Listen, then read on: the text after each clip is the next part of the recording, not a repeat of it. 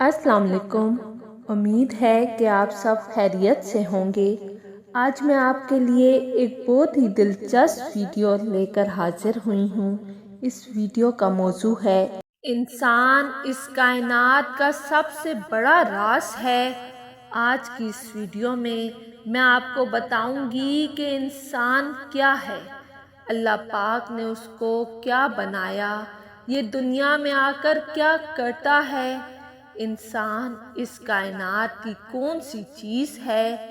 انسان وہ راز ہے جس کے بارے میں خود انسان نہیں جانتا۔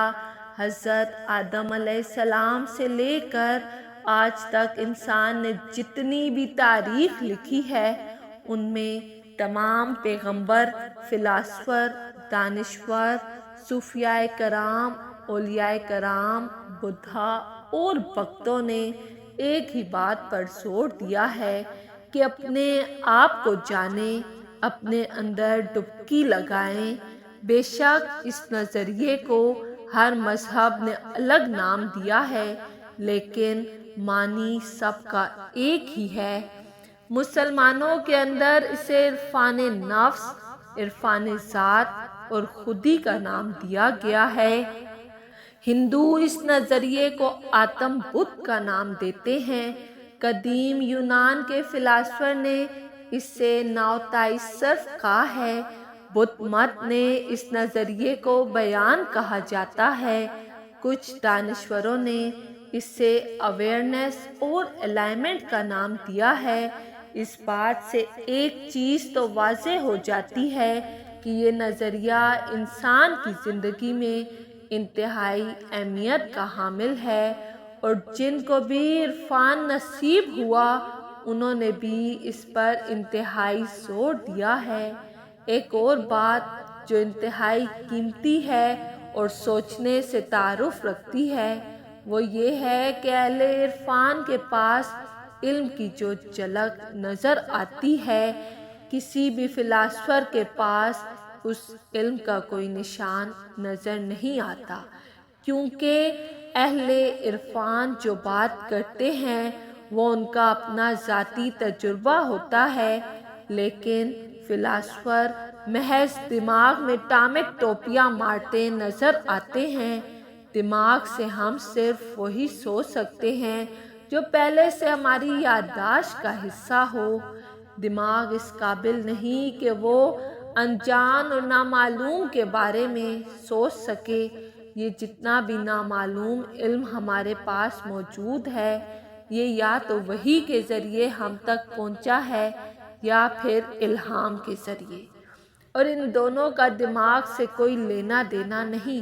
تو یہاں پر ایک بات تو واضح ہو جاتی ہے کہ اہل عرفان کی اپنی ایک الگ دنیا ہے جس تک عام انسان بھی نہ عرفان حاصل کیے نہیں پہنچ سکتا۔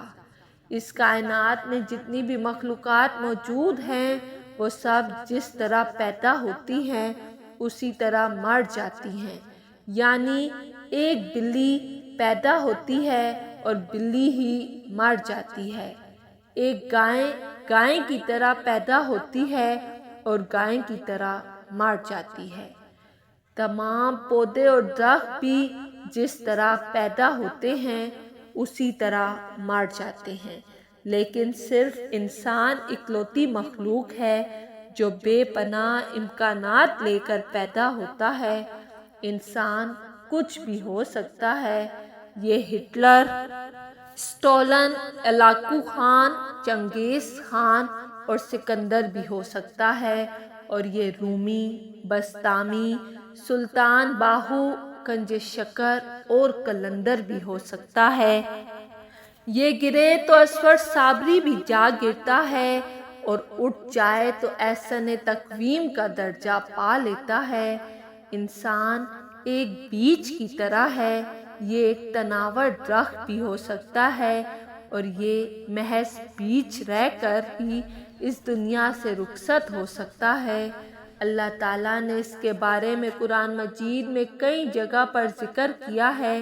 کبھی انسان کو سب سے اشرف کہا ہے، کبھی انسان کو جانوروں سے بھی بدتر کہا ہے، کبھی انسان کو ذلیل کہا ہے، کبھی انسان کو بھولا اور کم ہمت کہا ہے، کبھی انسان کو لا علم کہا ہے، کبھی انسان کو احسن تقویم کہا ہے اور کبھی اصفر صابری کہا ہے۔ قرآن پاک کے علاوہ تمام صوفیوں کی زندگی بھی ایسے واقعات سے بڑی پری ہے کہ کبھی کوئی زاہد بھٹک کر بے راہ روی کا شکار ہو جاتا ہے، کبھی کوئی بھٹکا ہوا برائی میں لتھڑا ہوا سنبھل کر ولی اللہ بن جاتا ہے۔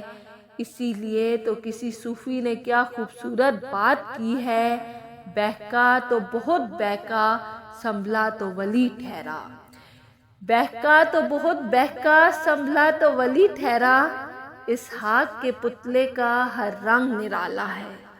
انسان اس کائنات کا عظیم ترین راز ہے، لیکن بہت کم انسان ایسے ہوتے ہیں جو کہیں اور جانے کی بجائے اس راز کی کھوج لگاتے ہیں، کیونکہ انسان اکیلا اس دنیا میں آیا ہے اور اکیلے ہی اس دنیا سے روانہ ہو جائے گا اور پھر اسے اپنے وجود سے ہی پالا پڑے گا۔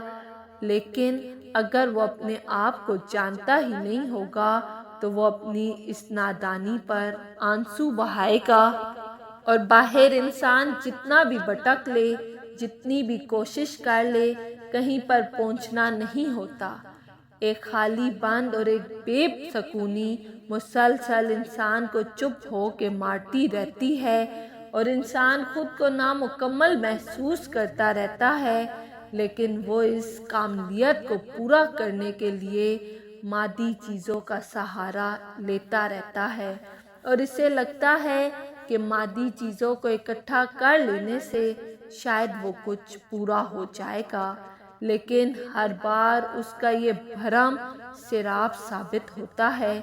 سکندر نے بھی اپنے دور میں آدھی دنیا فتح کر لی، لیکن جب موت آئی تو اس کی آنکھوں میں آنسو تھے اور ڈاکٹروں سے چند لمحے کی مہلت کی بھیک مانگ رہا تھا تاکہ اپنی ماں سے مل سکے، لیکن وہ روتے روتے بیکاری کی موت مر گیا۔ صرف سکندر ہی نہیں، دنیا کا ہر انسان سکندر کی طرح بھاگ دوڑ کرتا ہے۔ وہ کاملیت کو حاصل کرنے کے لیے دولت، شہرت اور عزت اکٹھی کرتا رہتا ہے، لیکن اس کا ادھورا پن ادھورا ہی رہ جاتا ہے اور موت اس کو آ لیتی ہے، اس کا قصہ تمام کر دیتی ہے۔ انسان کتنا بھولا اور پاگل ہے، یہ وہ ایک چھوٹی سی بات نہیں سمجھ پاتا کہ اس کا جسم فانی ہے اور اس کے پاس محدود وقت ہے۔ وہ صرف جسم نہیں بلکہ روح بھی ہے، پھر بھی اس کے تمام دوڑ تک جسم کے آرام کے لیے ہوتی ہے، لیکن جسم تو جلد مٹی ہونے والا ہے اور وہ روح کی طرف دھیان ہی نہیں دیتا، تبھی تو وہ بے چین اور بے قرار رہتا ہے، جسے جدید میڈیکل آج ڈپریشن، اینزائٹی اور ہائپر ٹینشن کا نام دیتی ہے۔ وہ بھی دراصل اسی روح سے دوری، حقیقت سے دوری اور اپنے مرکز سے دوری کا سبب ہے۔ لیکن انسان کتنا بولا ہے کہ وہ پھر بھی اسی جسم کے علاج میں لگا رہتا ہے۔ روگ کوئی اور ہوتا ہے، دوا کوئی اور کرتے رہتے ہیں، ہماری روح ہماری توجہ کے لیے بلکتی اور تڑپتی رہتی ہے اور ہم محض جسم کے بارے میں فکر مند رہتے ہیں اور اس کے علاج کے لیے اپنی تمام دولت خرچنے پر راضی ہو جاتے ہیں۔ سکون ہمارے مرکز اور ہماری روح میں ہے اور ہم وہیں بھٹکتے بھٹکتے مر جاتے ہیں۔ اگر کوئی ماہر نفسیات یا ڈاکٹر اس بات سے اختلاف کرے تو اسے صوفیاء کی زندگی کا مطالعہ کرنا چاہیے۔ اسے معلوم ہوگا کہ ان کی زندگی دنیاوی چیزوں کے معاملے میں کتنی پرسکون اور آرام دہ ہوتی ہے۔ ان کو صرف ایک ہی بے چینی اور فکر ہوتی ہے اور وہ ہے قرب الہی۔ اس کے علاوہ وہ ہر دکھ، درد اور ٹینشن سے آزاد ہوتے ہیں۔ 3 لفظ انسان، زندگی اور موت بہت بڑا فلسفہ ہے۔ ارفلا ظفر دانشور اور صوفی اور رشیدہ، ان تینوں لفظوں سے واسطہ پڑتا ہے، اور یہی 3 لفظ انسان کو مجبور کرتے ہیں کہ وہ صرف مرنے کے لیے تو پیدا نہیں ہوا، کوئی راز ہے جو عیاں نہیں۔ یہی جستجو انسان کو اپنے اندر ڈبکی لگانے کے لیے مجبور کرتی ہے۔ موت نے انسان کو مرنے سے پہلے جاگنے پر مجبور کیا، لیکن مجبور صرف وہی ہوتی ہیں جن کو اپنی موت دکھائی دیتی ہے۔ باغیوں کے لیے موت صرف ایک چھوٹا لفظ ہے۔ ہر انسان کے حقائق ہیں کہ سب نے مرنا ہے، لیکن انسان اتنا بڑا بولا ہے کہ وہ سب میں خود کو شامل ہی نہیں کرتا۔ اسے یہی لگتا ہے کہ دوسرے مریں گے، مجھے اور میرے اہل عیال کو چھوڑ کر، لیکن اس کا یہ بھرم تب ٹوٹ جاتا ہے جب اس کا کوئی اپنا مر جاتا ہے، پھر وہ روتا اور آنسو بہاتا ہے۔ اگر موت پر اس کو کامل یقین ہوتا تو اس پر رونے کا کوئی جواز نہیں بنتا۔ دراصل اس نے کبھی یہ خیال ہی نہیں کیا تھا کہ میں اور میرے اہل و عیال بھی مر جائیں گے۔ جنید بغدادی کا بیٹا فوت ہو گیا تو ان کو دھچکا لگا، لیکن دوسرے ہی لمحے ان کو سمجھ آ گیا کہ جو مرا ہے وہ تو مر ہی جانے والا تھا، اور پھر وہ رب کی رضا کے ساتھ راضی ہو گئے۔ ہم رب کی رضا کے ساتھ تبھی راضی ہو سکتے ہیں جب ہم حقیقت کو حقیقت کی نظر سے دیکھ لیتے ہیں۔ صوفیاء کرام مرنے سے پہلے ہی مر جاتے ہیں، اور مرنے سے پہلے ہی مر جانا زندگی میں جی اٹھنے کا دوسرا نام ہے۔ انسان کے 2 جنم ہوتے ہیں، ایک جنم ماں کے بطن سے ہوتا ہے، اور دوسرا جنم وہ جب جیتے جی اپنی موت کو دیکھ لیتا ہے۔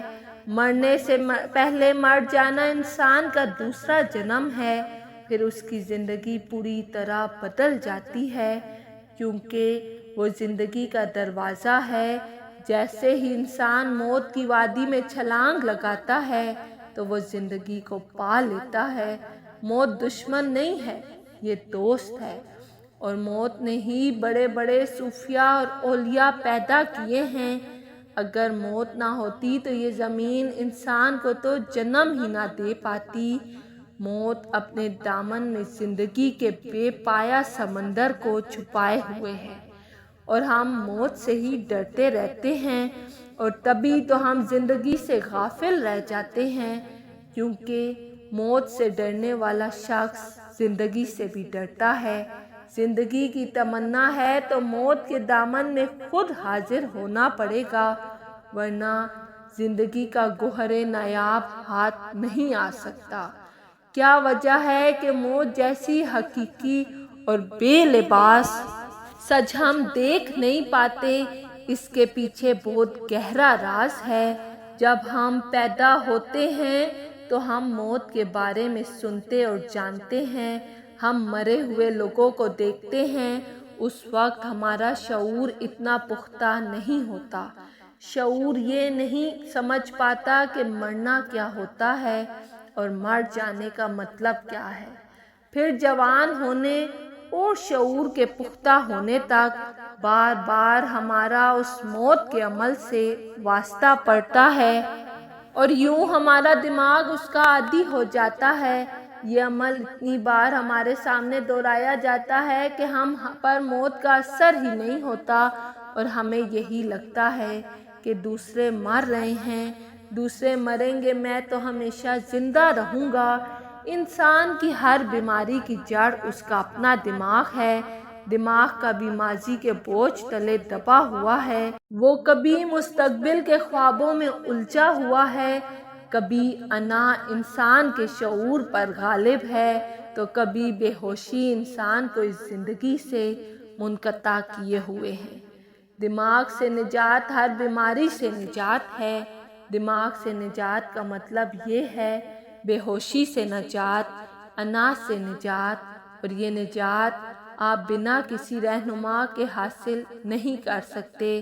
یہ کتاب رہنما کی طرح آپ کا ہاتھ پکڑ کر چلتی ہے اور آپ کو تمام بیماریوں سے نجات دلاتی ہے۔ اس کتاب میں عرفان کے حصول پر بہت زور دیا گیا ہے، کیونکہ عرفان کے بغیر انسان نہ خود کو جان پاتا ہے اور نہ اپنے خالق کو، کیونکہ حدیث یا قدسی کے الفاظ ہیں، انسان میرا راز ہے اور میں انسان کا راز ہوں۔ اگر انسان نے خود کو جان لیا تو خالق کو بھی جان لیا، کیونکہ خالق انسان کی شے رخ سے بھی زیادہ قریب ہے۔ یہ کتاب تصوف کی کتابوں میں بہت زیادہ اہمیت کی حامل کتاب ہے۔ کتاب انسان کی کمزوریوں اور بیماریوں کو انسان کے سامنے لاتی ہے تاکہ انسان اپنی کمزوریوں کو دیکھ سکے، ان سے چھٹکارا حاصل کرے۔ یاد رکھیں، کوئی بھی کتاب آپ کو عرفان نہیں دے سکتی، کیونکہ کتابیں منزل کا پتہ بتاتی ہیں، کتابیں منزل کا راستہ دکھاتی ہیں۔ چلنا آپ کو خود پڑتا ہے، اور اگر آپ چلیں گے تو پہنچ جائیں گے۔